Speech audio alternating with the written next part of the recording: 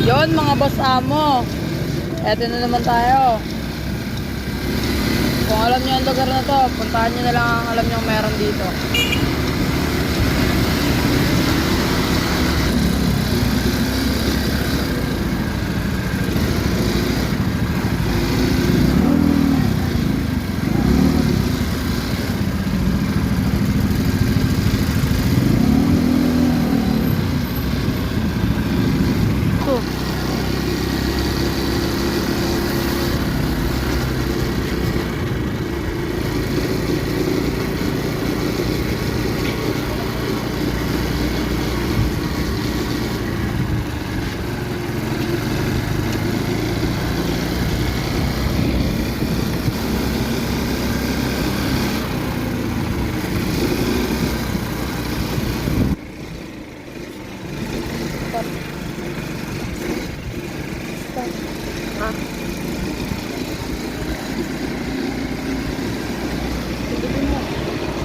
So yun mga idol, nalapag na natin. Ito ang ating location.